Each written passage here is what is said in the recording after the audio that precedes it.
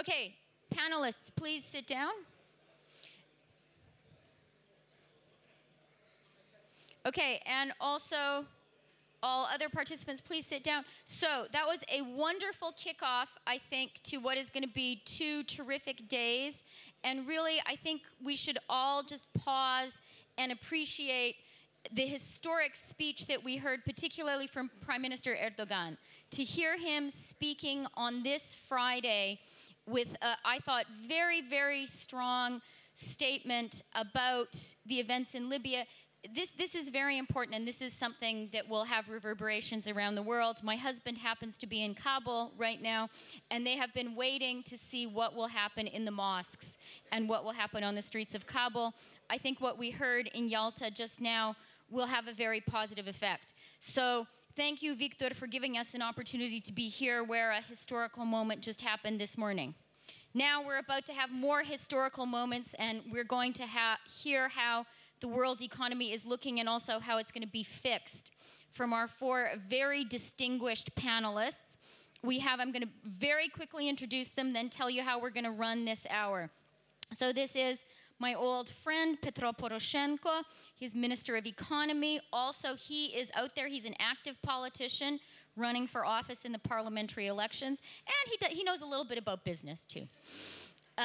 Next to him is Alexei Kudrin. He is now in academic life. He has the very distinguishing moment in his resume that he has served longer than anyone else as a Minister of Finance in post-Soviet Russia. I think Pan Poroshenko is witness to the fact that staying in office in these post-Soviet regimes is not so easy. And Mr. Kudrin is one of the most distinguished economists really in the world, and with particular expertise, obviously, in Russia and the post-Soviet space. Our very old friend, Dominique Strauss-Kahn, wonderful to see him here. Person who needs no introduction, former head of the IMF, and I hope that we will hear in particular from him about Europe. And very much last but not least, my good friend Bob Zoellick, former head of the World Bank, former US trade representative, someone who could be moving back into government in a Romney administration. I probably shouldn't admit favorites, but he would be my favorite for Treasury. So watch this space. What we're going to do is, panelists, I've asked them all not to make remarks that are overly long by way of introduction, so a few minutes each. Then we'll have a general conversation.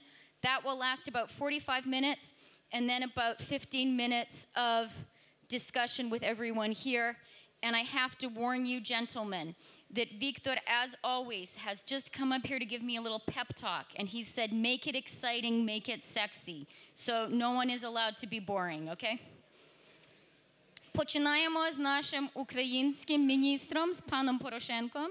Mr. Poroshenko, how does the world economy look from the Ukrainian perspective, from Kyiv, maybe from Odessa also, if you wish? First of all, I want to thank you, Christia, for such a brilliant introduction. I want to join your thanks to Victor for organizing such a tremendous event. This is the 9th time when me personally participated in this event, and I can say that everything become better and better, except of the economy. And I really... Your responsibility. This is my response, not responsibility. And I really was impressed by the speeches for today panels, and really the speech of Erdogan was described as a speech of real regional leader, and the messages which we hear today on the Yalta conference was very important. So congratulations about that. Coming back for the view for the world crisis from Ukraine, it was exactly opposite what Victor asked me to prepare, because he said, please, no one word about global crisis, because everybody will speak about that. Let's speak about Ukraine and how Ukraine will survive in this global crisis. But I think that for the global crisis, I said nothing new. The crisis is going on, the crisis became deeper, and the crisis demands absolutely new approach and new decision. And this is decision from the global financial center, from the global leaders, and they demand absolutely new approach from Ukraine. Because the situation in the commodity market will change, the situation in the global finance market will change, the situation will, with the condition of trade for the main product of Ukrainian export will change, and we should build up in Ukraine more competitive economy. And I can say now that our economy is less competitive than I want, and we know exactly what to do, how to build this competitive economy. And this is the question of the investment climate. This is the question of the being comfortable for the investors. This is a question of property rights. This is a question of fighting against corruption and rule of law. This is a question of the very sober-minded budget policy, which we need to provide, and to shortening the budget expenditure and shortening the removal the financial flow from the business, from the economy. We should be more competitive in our tariffs, in our railway tariffs, electricity tariffs, and but most important thing, the investor which come to Ukraine should feel themselves comfortable. If you want my personal opinion, I think that in future we are the witness of the end of the era when the most privileged countries was the countries who have oil and gas. Most probably in the next decades, the most privileged countries would be, so it would be era of the food and water countries because of the food crisis in the world. And I think that Ukraine now, in that condition, has absolutely unique competitive privileges. And how effectively we use these competitive privileges, how we can build up the trust for the investors, how we can rising up the productivity of labor in our agro sector, I think this is a very good and very big potential challenge for Ukraine as a country and for Ukrainian economy. That's why I promise you to be very short, just to leave other speakers sometimes for discussion. But I'm absolutely sure. Message number one, I'm very optimistic about Ukrainian future. I think everything in our hands, and Ukraine now has much better condition than at least half of the members of European Union. We have less debt, sovereign debt. We have a better, potentially better possibilities to influence, more possibilities to influence on the situation. The only problem we have is a bad governance, but we have a unique possibility to improve it. Thank you. Okay, well, since you're in the government, Mr. Poroshenko, we are counting on you to help improve that. I know that, yes, you promise? I tried to do my best already for 4 months, and I promise to do the same. I know that Victor and his team are very big on Twitter. So whoever is running the Yes Twitter feed, I have a tweet that you should send out, which is Poroshenko says, age of oil ends, age of wheat begins. And I think that's a good moment to turn to Господин Kudrin. Господин Kudrin, пожалуйста. Ваша точка зрения на мировую экономику с точки зрения России. You see the world economy from the point of view of Russia. You can comment on Mr. Poroshenko's words that oil countries are history now, in the process of becoming history. I will speak Russian with your permission. And this year, the economic growth is going to be lower in the world than last year. Europe is going to experience recession. The majority of key countries in Europe are already in that condition. Especially I'm concerned with the UK, zero growth in France. And we are currently in a very serious turbulence. This is a new wave, I would say. If the debt crisis in Europe is even more acute, then we will have next year even a lower growth than this year in the world, or continuation of recession in Europe. at least. So in this case, my position is different from those commentators who say that next year is going to be better. I think the debt crisis is going to worsen. That's in my book. Well, perhaps looking on the indicators of this year, we cannot discern the acute phase, but last week we saw that the Federal Reserve System and the European Central Bank started their extraordinary measures to support world economy. The world economy, the extraordinary measures, meaning not ordinary, not applied in usual circumstances or favorable, even not to mention favorable.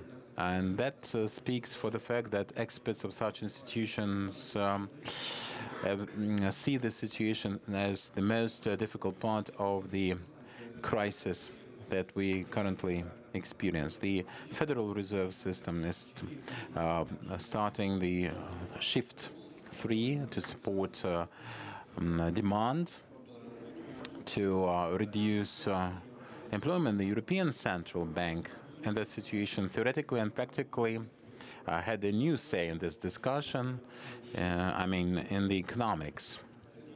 And this is targeting of profitability, yield of equity of leading European countries. The emission will be on a level with the amount needed to save, to rescue the countries that are not capable of servicing their own debt.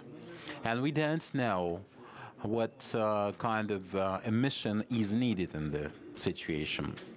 Unfortunately, I'm a pessimist. And I think that so far, the European Central Bank have failed to solve the problem. It's postponing the problem. It's shifting it to the future. Perhaps that will give us some time to design different measures, but this is not a cure. This is not a treatment. This is, sustainable crisis in debt servicing for the countries. Why I think so? I think this is not a solution because to solve this problem for Spain, Portugal, Italy, in the first place, to solve that problem, the economic growth in those countries should be higher than the interest on the debt, accumulating year by year. But this cannot be expected in next 3 to 4 years. So the problem is going to get worse. Now we are on the edge already, and the countries are not capable of servicing their debts. Speaking of the market, so support of the European Central Bank for the countries cannot solve this problem and this modification. So perhaps we can think of some more rigorous remedy or have to bite the bullet, so to speak, and find another strategy. And I think that restructuring is making a step backwards from the edge of this precipice. And if this fails to happen, maybe in a year or a bit later, we'll come back to the same situation, but in a more acute edification. And the last but not least, support the Federal Reserve System or ECB, for that matter, their attempts to hold the helm with liquidity and demand changes the value of main assets, and this turns that value into an artificial one. This prevents market signals from being issued. So at the end of the day, in the best case scenario, we'll have stagnation of the countries that I mentioned for 5 or maybe 7 years. So this is a very nasty situation, and there's no solution as far as I can see that. Stepping back just for 1 second, in my time reporting on Russia, I recall many occasions when I have heard the head of the IMF lecturing the Russian Minister of Finance on all the ways that Russia must fix its economy and its financial situation and how it is weighing down on the world economy. And I have to reflect on how much the world has changed that we can now listen to a former Russian Minister of Finance talk about how Europe really does need to get its house in order because it's dragging down the world economy. So that's a perfect transition to you, Dominique. When I go around the world, and particularly Europe, I hear a lot of people asking me, have I spoken to Strauss-Kahn recently, because they know he will have the best, most acute understanding of what is happening in Europe and the solution.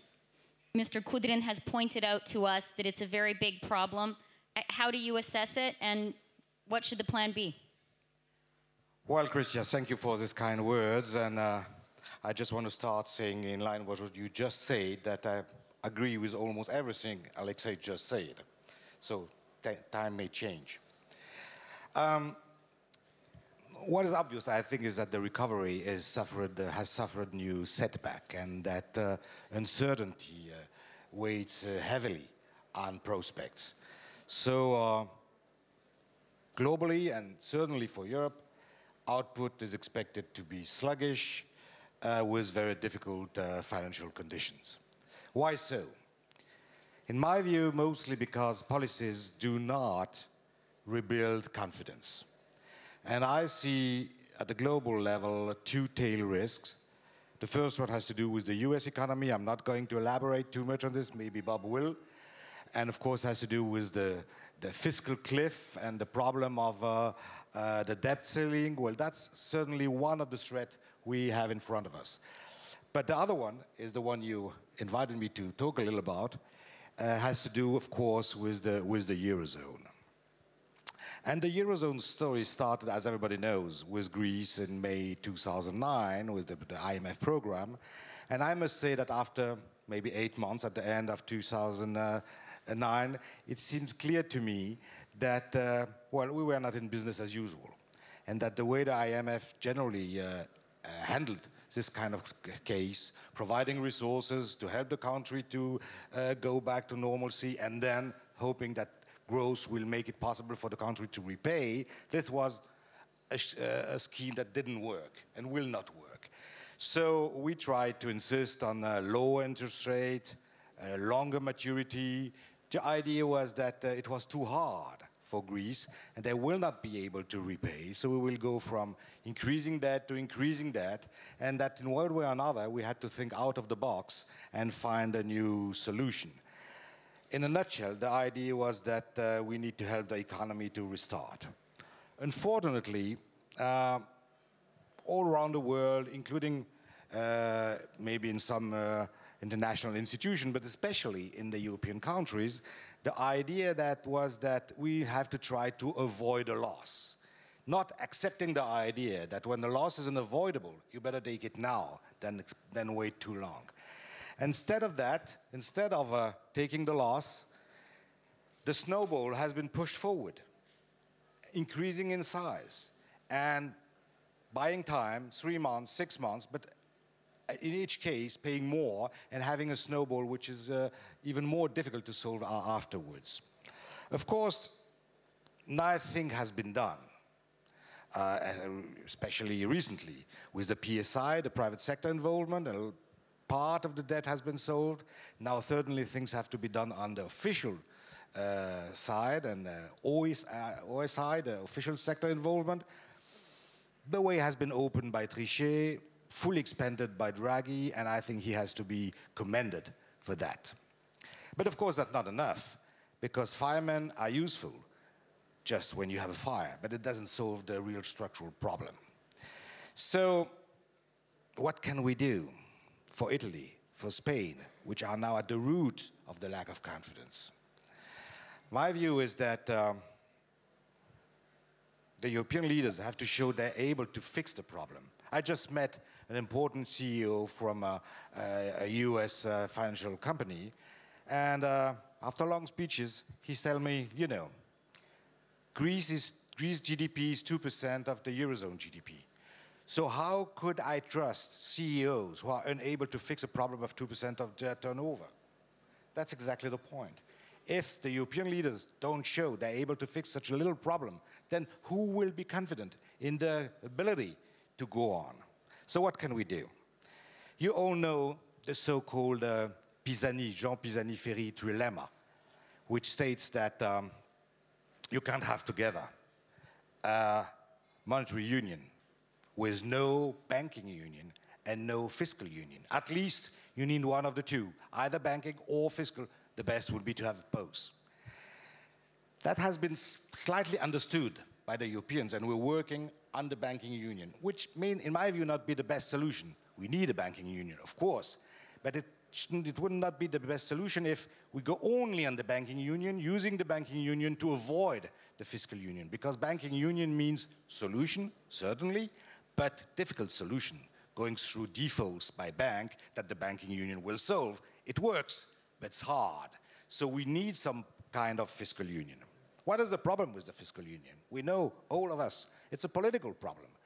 Most countries, including the German, the first front, say we don't want to pay for other guys. They failed. It's their sin. They have to pay for their sin, and we're not going to pay for them. Of course, over time it has changed a little for the better. Still, this idea is very strong. The proposal of the Eurobonds, for instance, which is not bad technically, there may be other proposals like this one, are technical proposals. What is at the root is the political will. Do we want to share the problem of one of our members, or don't we? Do we understand that the monetary union needs some kind of solidarity among the members or not? I'm absolutely convinced there's no way for a monetary union to survive without this kind of solidarity. And it takes the form of banking union and fiscal union. But Eurobonds or solutions like this one do afraid a lot our German friends. Why? Because they say, okay, we're not going to share, to open the balance sheet and to share the responsibility for the debt which has been accumulated by the Italian, the Spaniards, whoever. Everybody can understand that. So what could be the solution? I want to make a proposal today that with President Krasnevsky and Viktor Pinchuk permission, we could call the Yalta proposal, which is that, okay, we'll see about the stocks later on. Just talk about the flows. The flows is that countries like Germany, France, are borrowing at much lower rates than they should because of the flight to quality that makes that money come there because they're avoiding to go to Spain or to Italy. So there is a kind of windfall gain for better countries. There's no reason in a monetary union for those countries to keep for themselves this windfall gain. So just put it on the table. And if we try to define what would be the normal rate of borrowing in Europe and see that Germany, even France, are borrowing at a lower rate, they could put the difference on the table, and that will help the other countries, those who are borrowing too high, to come a little below. My own calculation showed that Spain and Italy could borrow around 4% with such a program, which is only in the flow. And that makes it totally sustainable. And then the problem of confidence in the market is solved. So it's a technical solution, which is just fair. It's just about fairness. French, German borrow at a rate which is too low because the other one borrow at a rate which is too high. Just try to organize the solidarity at the flow level. Don't talk about the stocks. The Italian, the Spaniards, the Portuguese will remain responsible for their own debt. So there's no problem of this kind. But year after year, and of course it will disappear by itself. It's a temporary process. It will disappear with growth coming back. Year after year, we put on the table from the rich countries or for the countries borrowing at low interest rate to help the other one. That's a very simple mechanism, can be put in place in weeks, and I can assure you, this will restore a large part of the confidence we need. So, if somebody wants to help me to promote this idea, welcome. Just to end these few words, why is it possible? Why am I convinced that we can have the Germans, the French, and others on the same side to do so? Because the analysis of all those guys did converge over time. I remember 14 years ago, I was the finance minister of my country when we launched the euro. And we did a mistake at this time. And if it will be very pretentious for myself, but let's say I think I'm partly responsible for that mess now. Why? Because the Germans at this time were insisting on the Stability Pact. They say we want very strong rules on the fiscal, that's a Stability Pact, we're not going to go in a monetary union without the Stability Pact, and so on and so forth. And we French, on our side, we are saying, no, no, no, we want an economic government, what we call economic government, which has to deal with more than fiscal. And we were fighting, and nothing happened. The problem is, we didn't understand, I didn't understand that we were talking about the same thing. That the Germans were not crazy, we were not crazy. We both understood that there is no monetary union without rules. They call the rules in the German way. Fiscal, strength, norms. We talk it in the French way. Government, politics. But it was the same thing. And we just don't get it. So now the Germans have moved, understanding that fiscal is not the only thing on earth. The French have moved, understanding that fiscal is something important. So, because we're closer, it's possible now to do what we didn't do 14 years ago, and that we can do now. It's possible for the politicians, it's possible for the people, it's technically possible, and that will help not only the recovery in Europe, without which, you're absolutely right, we will have 5 years or 7 years of very, very sluggish growth. It will help also the growth at the global level, because there's no way when the European Union and the Euro, let's say only the Eurozone, is accounting for 1/4 of the global GDP. There's no way for global growth to be really nice and strong without flourishing Europe. So my proposal today is to use the fact that German and French, maybe other two, are not as mad as they were 14 years ago, more and understanding more what the other one is saying, trying to put its own shoes in the French shoes and its own feet in the French shoes and understand why they are saying something, and understanding that finally the German and the French, certainly the Italian and the Spaniards too, now understand there can't be a monetary union without some constraint, including fiscal rules, more than fiscal rules, and the first step to make to have this going better is to organize this kind of solidarity at the flow level with the mechanism I just proposed to you. Thank you. Okay, thank you very much, Dominique. Whoever is running the Yalta Twitter account, I hope you've tweeted the Yalta Plan. Who knows? This is a place where historic treaties are formed. Dominique, I do want to ask you one quick follow-up on the Yalta proposal. So you said under this proposal, Italy and Spain would be able to borrow at about 4%. What would be the effective borrowing rate for Germany and France if they give back their windfall? You can put it the way you want. I mean, the program can be small, medium, big size. But name a number. To go to the 4% for the other one, you have to go for France and Germany about have 100 basis points more than what they're borrowing now. 100 basis points for France, 150 for Germany. It's not easy, but can be done. Okay, thank you very much. Bob, 3 tough acts to follow here. I think we would all be interested in your quick reaction to the Yalta proposal.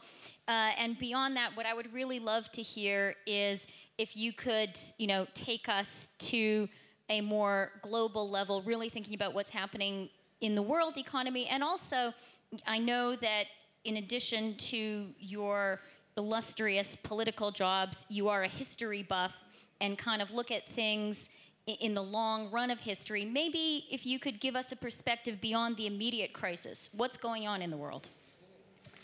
Well, Christia, since you're a journalist and you've got the Twitter angle, I think we ought to call this the Yalta Economic Proposal, YEP, which is, of course, colloquial English for yes. As very good. Reason to very good. I like that. The YEP. Yes is YEP. Just one other thought on this. What Dominique was focusing on, and a little bit sort of Alexei and Petro as well, is that we're into an era now of the politics of reform. So what this proposal is trying to deal with is the problem in Europe that for Spain and Italy to make the reforms, there's a mismatch between the time the benefits will show up and the need to roll over the debt. And as Dominique said, there's various ways that can be done, but the key is the political will and the politics. And let me just connect this and thank Victor for the invitation to be at such a historic place. But also, I think this is very important in a perspective of Ukraine in Europe. And just a word on Ukraine on this, since I was working for Secretary of State Baker at the time that Ukraine became independent. So when you come back to a place, it can't help but make you think a little bit about that. And one perspective, I think, after 20 years is Ukraine has certainly not only become independent, but achieved its independence over 20 years. But now the question, drawing on my friend Carl Bildt, as he said, is will Ukraine become the new Poland, or will it become the new Belarus? So again, it comes back to the question of the politics of reform for Ukraine. And I think to expand that globally, what one of the things that I see happening is, 4 or 5 years into an international downturn, you can have very good economists tell you what to do, but it's really a challenge of the politics in each country. And the politics is getting harder because publics are getting worn down, they're feeling frustrated. You can get people to rise at a moment of crisis, but when you have to sustain it, it wears thin.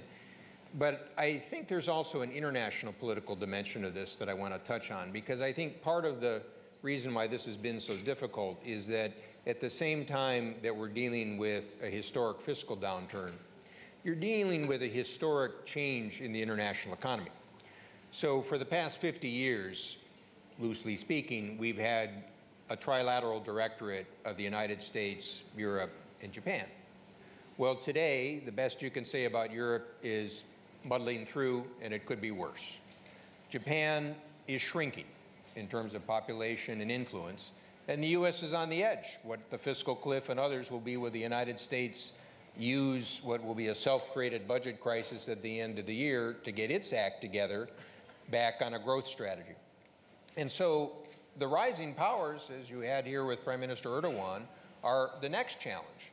Now, one of the reasons why this is a question of international politics is many of those countries benefited from this international system created by the trilateral powers, but they weren't the ones that created it. And so while they're benefiting from it, there's also some ambiguity about their relationship to it.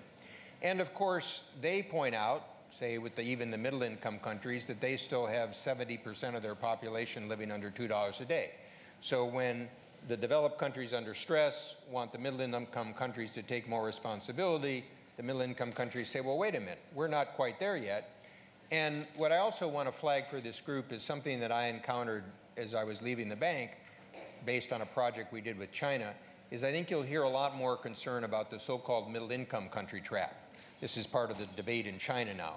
Countries tend to grow very quickly if they have certain policies, but then they tend to level off. And at heart, what they're going to have to do is make structural changes that adapt to different productivity and growth. And all this is occurring at the same time that you have a downturn from a crisis.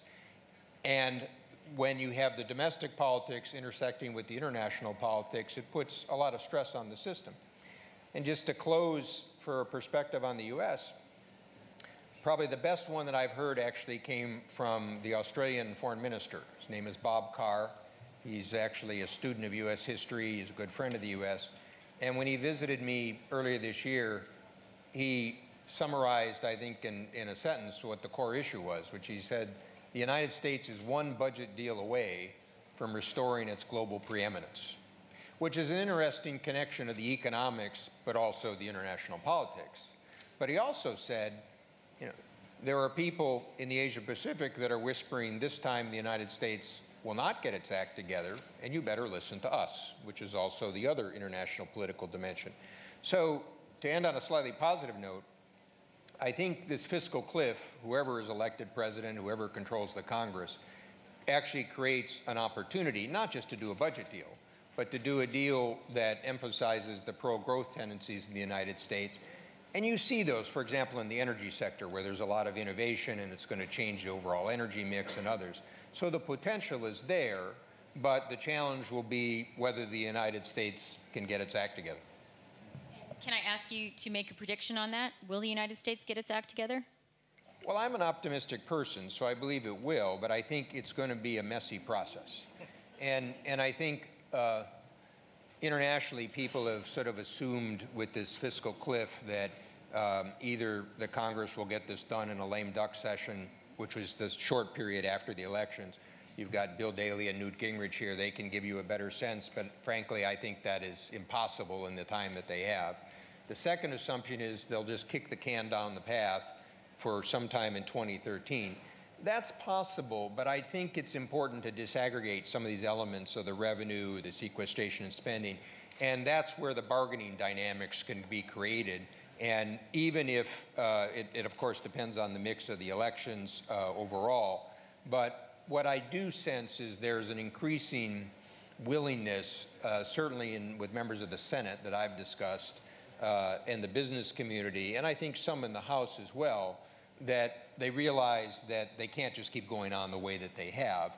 But the question, of course, is whether they put this together in a way that isn't only domestic, but has an international dimension. So to connect back with that, in some ways, if you do a rough analogy with Ronald Reagan in 1981, you know, he revived capitalism at home, and then he took some flack, but he actually then pushed through trade and IMF and World Bank policies to do things internationally.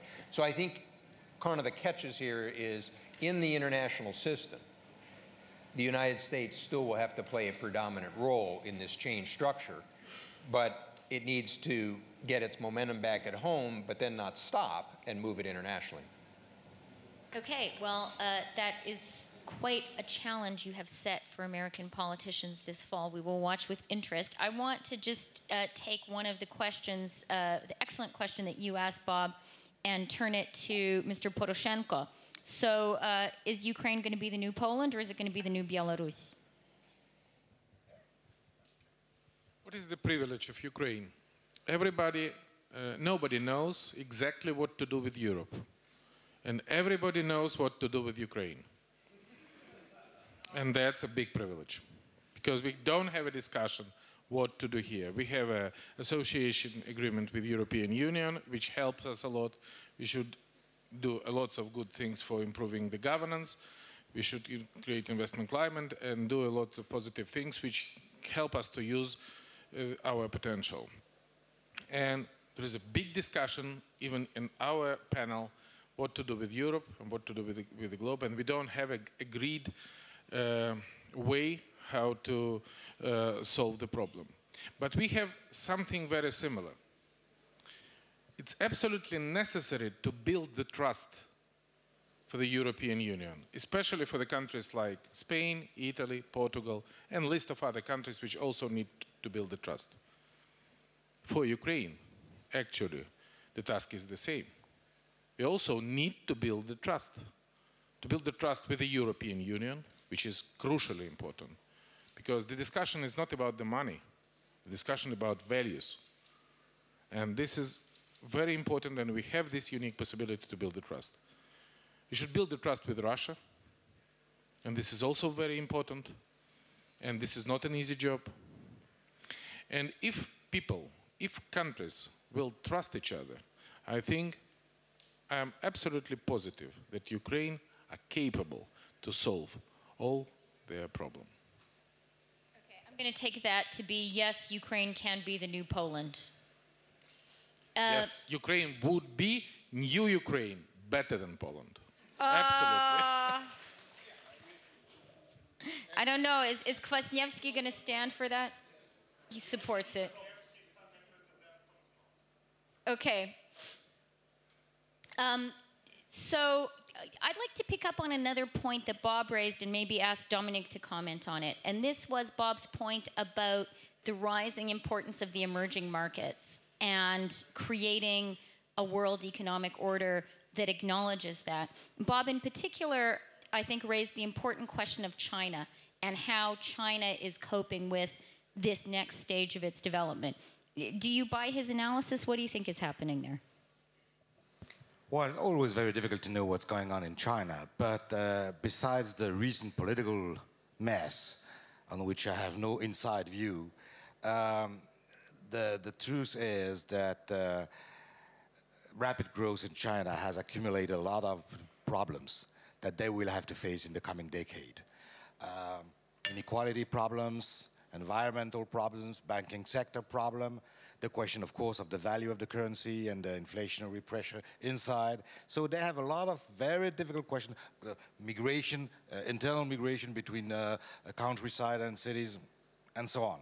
So they have so many difficult problems to solve that it's difficult to know whether or not they will be able to maintain the rate of growth they have. And it's a reasonable forecast that still having a rather high level of growth, they won't be in a position to go on with 8, 9, 10% or so. At the same time, the Chinese policy outside is very impressive, especially in Africa. And Bob is a better expert than I am, but it's incredible to see how much investment and, well, with some, of course, political implication made by the Chinese in China, both Western Africa and Eastern Africa. And that's also part of the future, because the way the Chinese are interested in the raw materials, mines, and so on, may have consequences on global growth in 10 or 15 years. So certainly looking at what's going to happen in China on the political side with the next Congress, one day we will know when it's going to open. And on the economic side too, is certainly one of the key of any kind of a forecast or global view on what's going to happen for the next decade. So Bob, Dominique raises the Africa question, which we were talking about yesterday. What's going on there, particularly China in Africa, but also, you know, is Africa the next big emerging market that's going to really pop? Yeah, I think it's nice that you started with Africa as opposed to China in Africa, because many people are unaware that China was growing at about Africa was growing about 5 or 6% a year for a decade before the crisis. They've already recovered back to prior levels and are growing at about 5%. And of course, any region as large as sub-Saharan Africa is very diverse. So you've got resource development, you've got other types of sort of incomes. You also still have the bottom billion with some of the broken states. But what I am finding, and when I was at the bank and through IFC, our private sector arm, we created some additional equity funds and others, and I think there's increasing interest in this market. And I think that's somewhat symptomatic of the larger point. You know, over the past 5 years, developing countries have represented 2/3 of global growth. So while people focus on China or India, it's important to recognize the broader region, and this also has implications for Ukraine. Because Ukraine can be part of this, but it also means that if Ukraine doesn't make these types of reforms, it will get further left behind. So you'll also see, as changing in this international economy, as part of these structures, not just the politics of change, but changing patterns of trade, investment, development funds, brands. Increasingly, these will be South-South. These will open opportunities for logistics chains, supply chains. The barriers between developing countries tend to be higher than they are between developing and developed countries. So again, this opens up opportunities, but it also opens up some possibilities for friction. And that brings us to the China-Africa issue. I think, you know, sometimes people in the United States and Europe see this and they take what I think is a negative approach of trying to say, well, all the bad things that come from China and Africa. I think that's a mistake. I think because Africans will legitimately say, who are Americans or Europeans to tell Africans what to do on this. But I do think that there's a possibility that international institutions like the fund and the bank and other partners can help work with the African governments to better negotiate and deal with these issues. And also work on the Chinese side, because of course you have diverse interests in China, but at least at the public level, they recognize the dangers of just going into a country and becoming a dominant force and therefore being antagonistic. And just to leave you with a particular positive thought, as we talk about the changes in China, you know, one that people may not have yet factored in is that the Chinese labor force will actually, there'll be more people leaving the labor force than coming in over the next 5 years. That's very different than the 10% growth that used to have to employ 30 million people a year. But it also means China has to move up the value-added chain. And that's part of the structural reforms and productivity growth. This also means there's an opportunity for some of the low-wage manufacturing jobs to move out. Now, some of them will move to other places in Asia, maybe India, maybe Southeast Asia. But at the World Bank, we were also working to see whether you could create the investment climate for some of these jobs to move to sub-Saharan Africa. And just to give you a sense of the potential, we estimated there were about 8 to 10 million low-wage manufacturing jobs in Africa. There are about 85 million in China. So even if only 5 million of those jobs moved through Chinese firms to Africa, you'd have a 50% increase. So part of why I started with the changing structure of the system is this will create stress points in terms of politics and fairness and negotiation, but it also creates huge opportunities. And coming back to the Ukraine position, I think if I were looking at this from Ukraine's perspective, I would look at my position certainly with Europe, and partly at this point economically Europe may not have the demand, but the governance, the laws, the FTA arrangement, this can be very important in creating the climate, but also the Turkey relationship, the Russia relationship. So it's important that people expand the frameworks that they use because there'll be new opportunities out there. I'm going to, in 1 minute, ask Mr. Kudrin to comment on these remarks. But just before I do that, I want everyone to get ready with your own questions. After Mr. Kudrin speaks, we're going to throw the floor open, so please get your very best questions ready. I know it looks easy to ask questions, so let's see if you can come up with better ones than I've been asking. Господин Kudrin.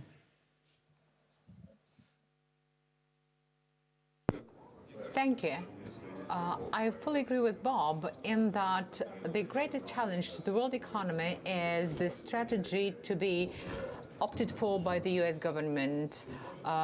Its deficit, and it is a tough decision.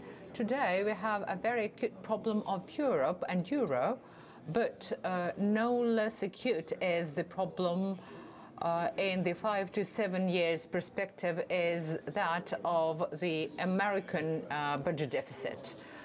If in the next 2 years the new US administration fails to find this solution to the problem of the budget deficit, we will have a very rapid loss of trust to the American Federal Reserve System and their currency. And that will affect all the conditions of operation and business in the world.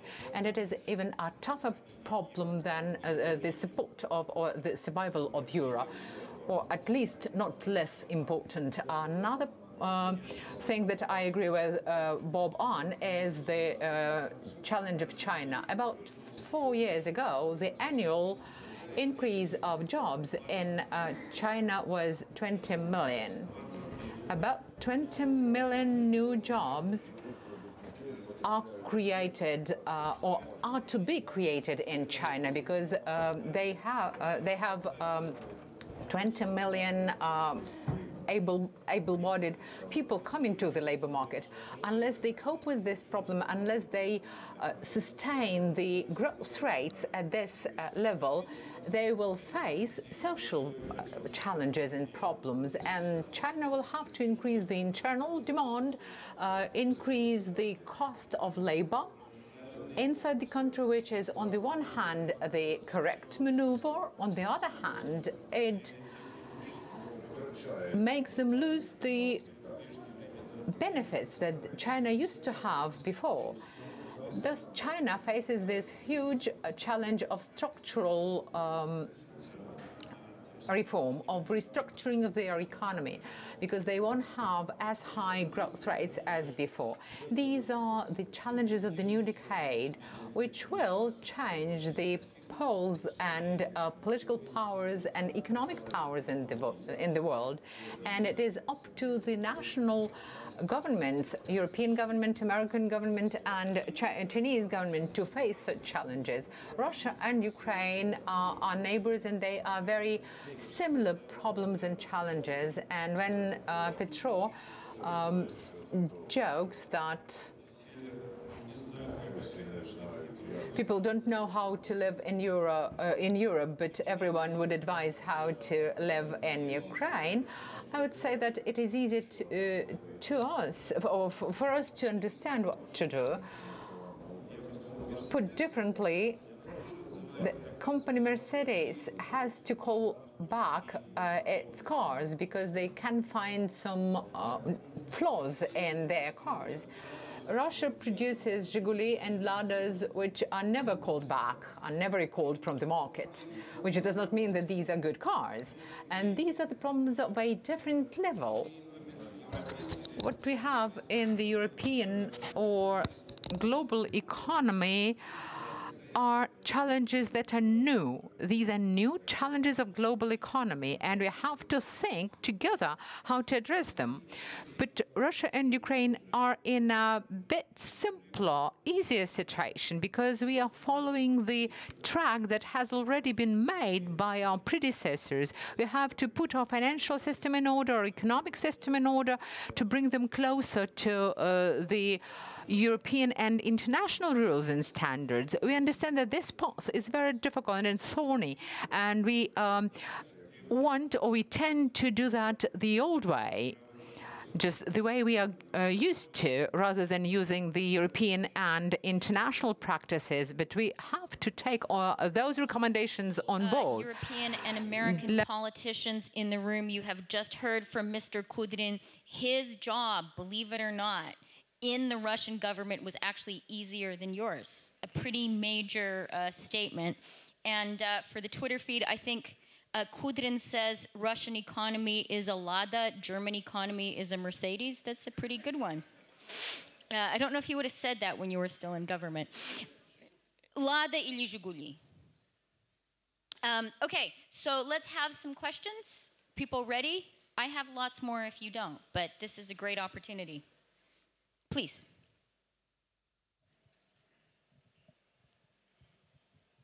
My name is Saltiel. I'm a board member of YES, and I have a question for Mr. Kudrin. How does he react to what Mr. Poroshenko said about the privilege? Privilege was energy, privilege becomes wheat. Russia has both energy and wheat. Isn't it the most privileged country?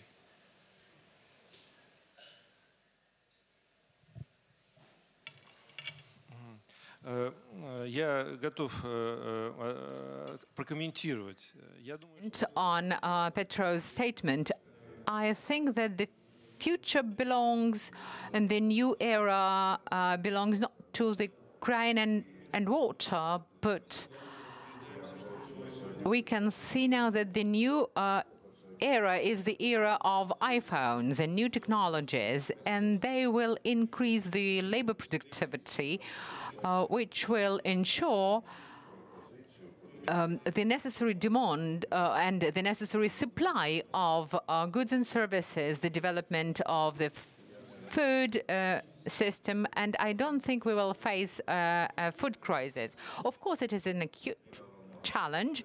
It needs to be addressed, but it is not a problem as tough as the oil prices, etc. The new technologies will be leading the way, and those who are capable of those technologies will be the leaders. Both Russia and Ukraine have good capacity to produce grain, and the demand for grain will be growing. Russia has very good prospects in grain production and in expanding its production of grain. The higher the price, the more land would be allocated for the grain production. Even those areas which are not productive today will be more productive once the price is high enough. And that creates very good prospects to us. We feel this interest on the part of the international companies and businesses to our arable lands, and this is a very good prospect for Russia. Or of wheat, it is actually the age of the iPhone. having said that, Mr. Kudrin, my father is a farmer, and when the sun goes up in Alberta this morning, he will be on his combine harvesting. And certainly from his perspective, the high commodity prices are really giving a new opportunity for the agricultural sector. Okay, Victor, our host, wanted to ask a question. I think we should allow him to do so. Then Javier will be next. Thank you. Dominique, I like your idea very much, and I will be proud if we'll call this Yalta European proposal. Yep. But I have one concern that Germany, second time in the relatively short period of time, will have reason to hate Yalta. And, you know, please, and this is my concern, please explain to me how you will convince them to accept this idea in a more or less, you know, reasonable way. Thank you. Okay, great question. Well, I will not comment on the first part. Я первую часть этого высказывания комментировать не стану. I think the German, especially Frau Merkel, but also the Steinmeier and Steinbrück in the SPD, do understand that you know, you cannot be in a monetary union and having the benefits and not having the cost. And they do understand much better than they did before that the prosperity of Germany relies not only, but for large parts, on the prosperity of the neighbors. You know, this idea that trade surplus are good, but trade deficit are bad is something which doesn't fly very long. And the Germans cannot hope to have the kind of growth and living standard they have according to their trade surplus and make it impossible for their neighbors, especially their European neighbors, to buy their products. 75% of this trade surplus comes from the European countries or the Eurozone countries. So what I mean is that more than before, the Germans understand that we're all in the same boat. It doesn't mean that we haven't to make an effort to understand what the other one wants, his own culture, his own history, his own fears, but at the end, we have to find solution together, exactly the theme of this meeting. So when you speak with German leaders, they say, okay, how can we get out of this mess? Taking into account the political constraint, which is that the man in the street in Frankfurt doesn't react in the same way that the man in the street in Paris, not talking about the guy in the street in Athens. The proposal I make has this advantage, that it doesn't create something forever.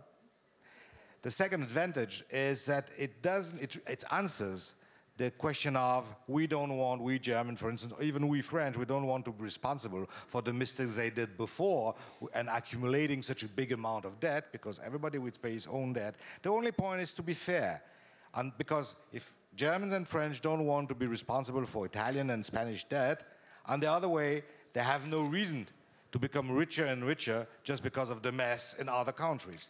So the question is just to put back part of the windfall gains, because it's obviously windfall gains, and owing to that, or thanks that, having the market coming down, because they will realize that with just a process of redistribution among the European countries, things will be better and become sustainable. And that in the interest of the Germans themselves.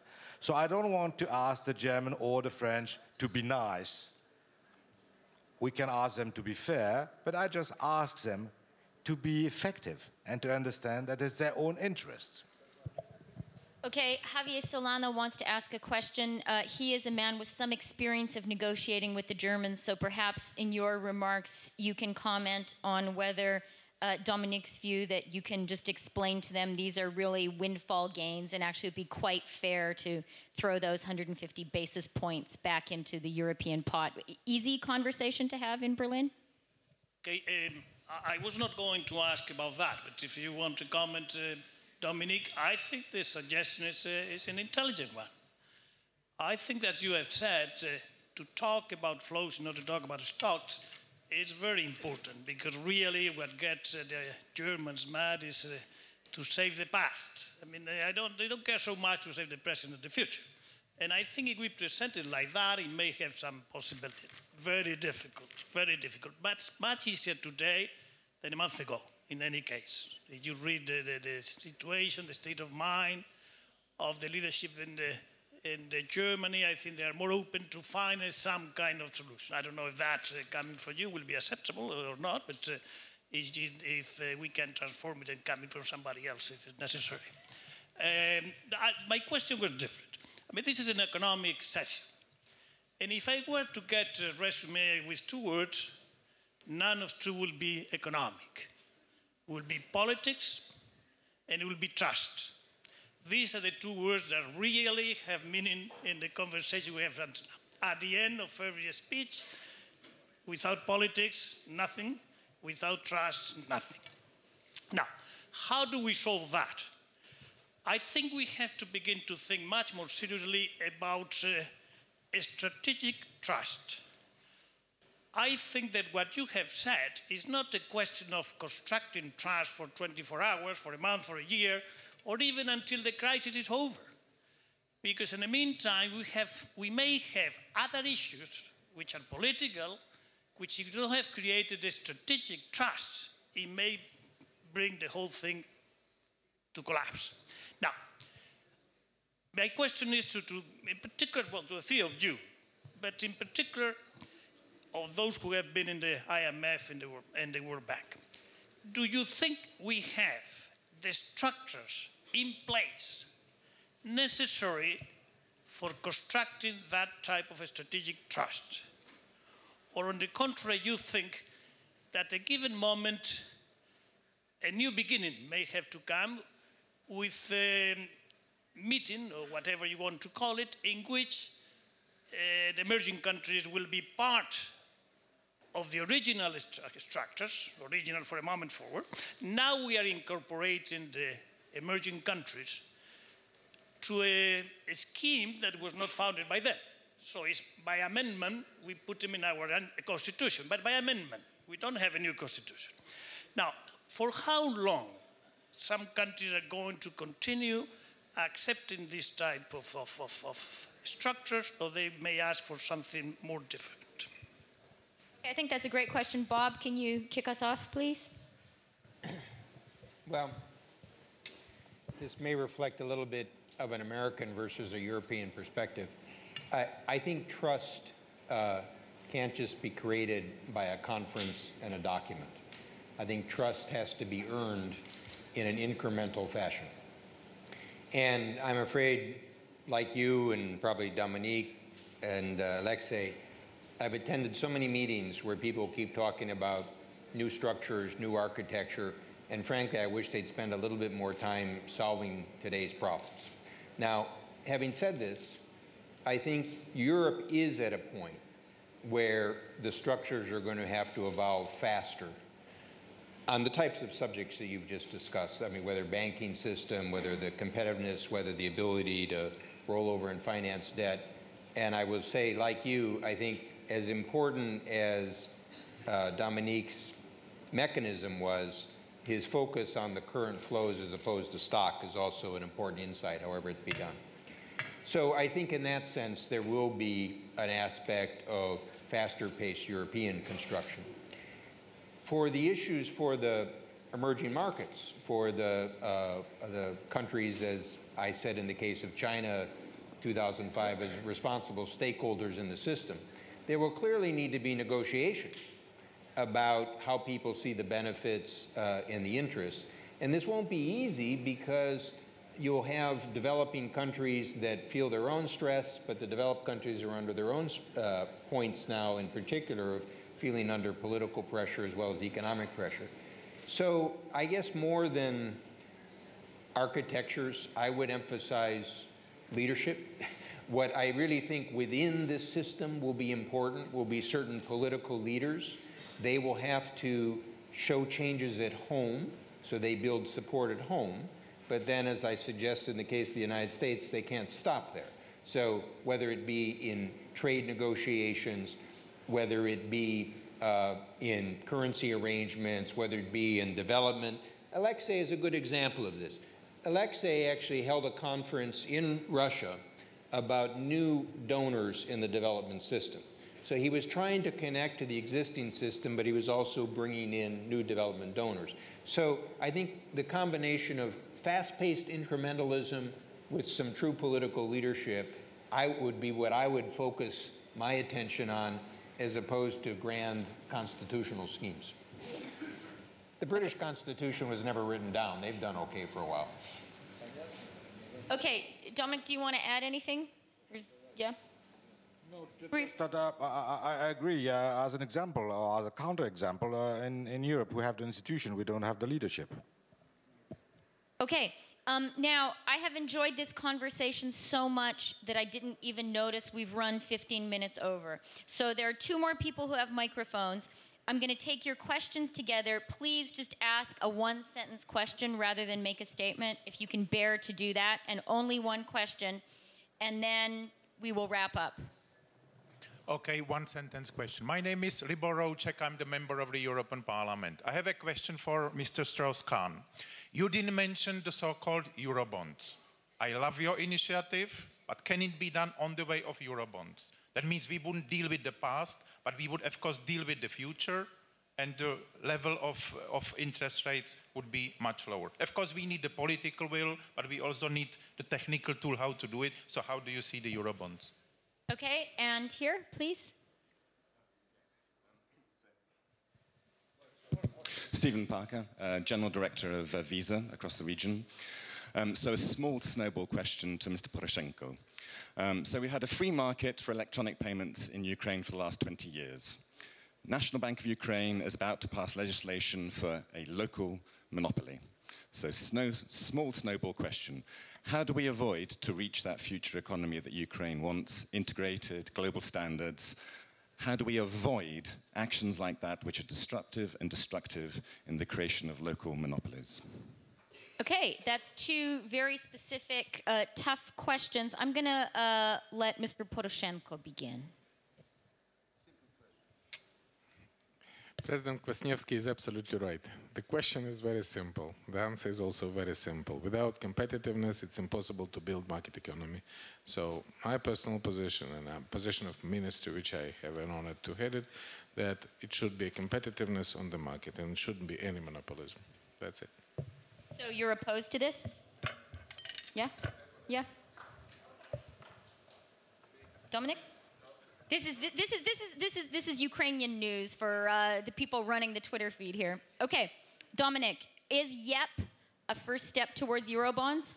Well, it's certainly a first step, in my view, to solve the problem. The Eurobonds is a possible technique. I have nothing against. I think it's a nice technique for the future. We can imagine other techniques. Technical problems are not difficult.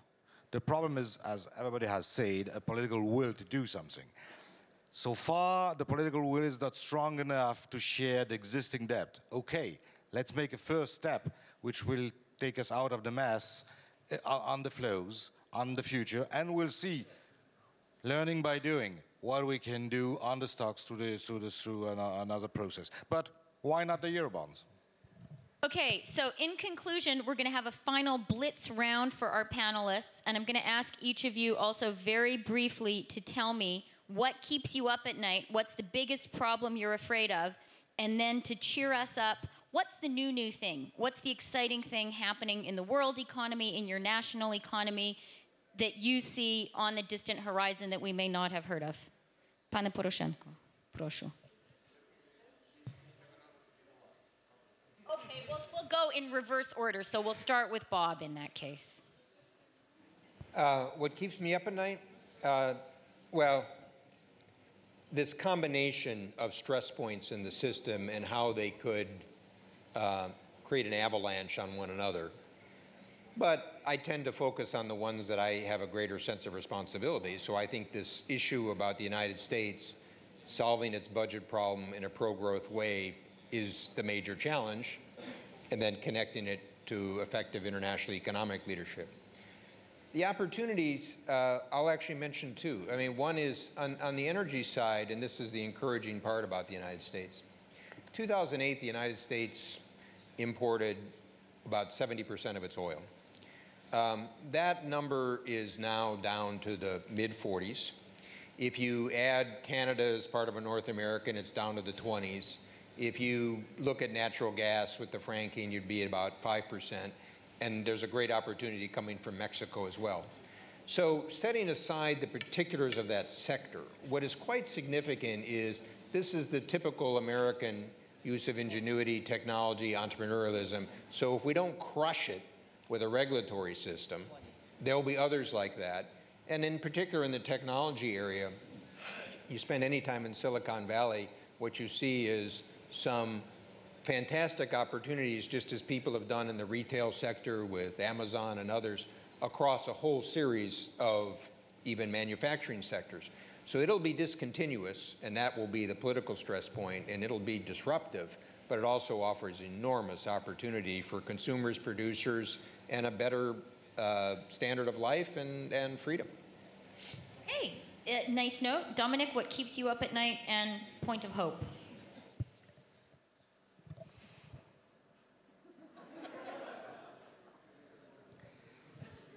Well, the only hope I have is that things are not going to worsen.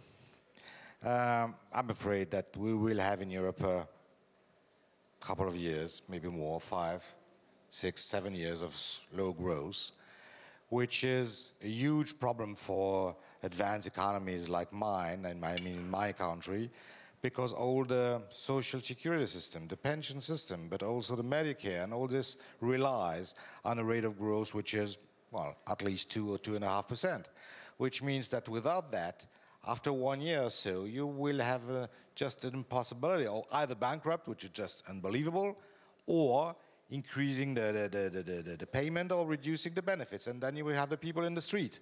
So my forecast is that if solutions are not provided very soon, and the only solution goes through growth, then you will have the guys in the streets. So, well, when I was young, I was more revolutionary, and having people in the street was a nice perspective. I'm not quite sure that I like this now. Point of hope, or you're going to skip that one? No? Okay. We'll go to господин Kudrin, пожалуйста. Russia is in the situation when we cannot make any decisive contribution into resolving the problems of the United States or Europe. We participate in the international system, but we cannot make any decisive steps to help. We can just join the assistance of others. On the other hand, Russia needs more own stability and resistance to external shocks. We are dependent on oil and gas, and creation of predictable, sustainable modern economy in Russia, which is based on serious and predictable political system, is the main problem of Russia. Thank you.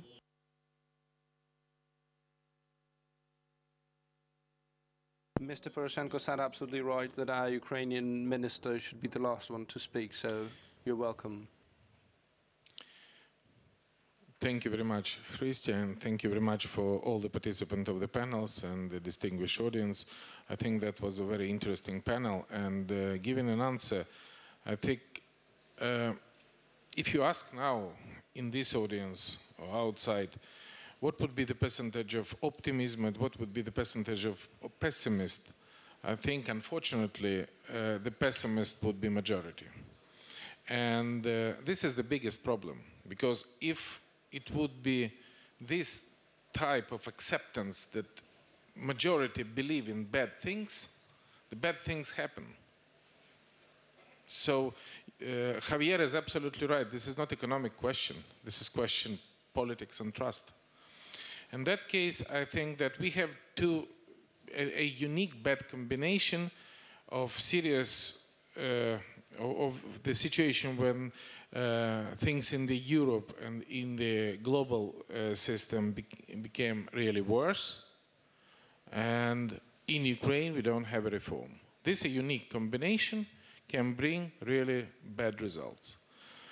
I'm believed to the minority of optimists, and I think that okay, we think we have our internal potential to minimize the real results of the global crisis and to provide the reform, because crisis is a strong motivation for people and for the politician to do the reforms. Because without the crisis, politician can be a populist and can simply sit in and doing nothing. And now we have a time, but it's simply impossible. Sit and wait, because this is not bring to any positive results. And from this particular point of view, I think now we have absolutely the time with a big potential.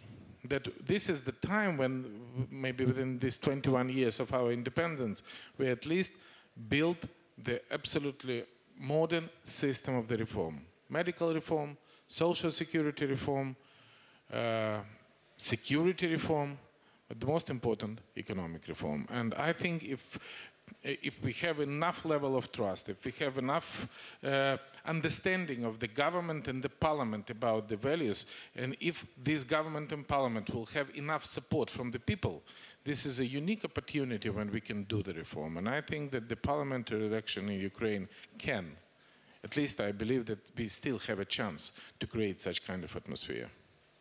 Okay, дуже вам дякую. And Mr. Poroshenko has foreshadowed a panel that we will have later on about Ukrainian politics, including the very hot parliamentary campaign. It's not just you, Bob, who have an exciting election on your hands.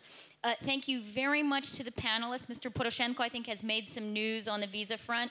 Dominique has given us a brand new idea, and overall, a really fascinating, incredibly wide-ranging and profound discussion. Thank you very much.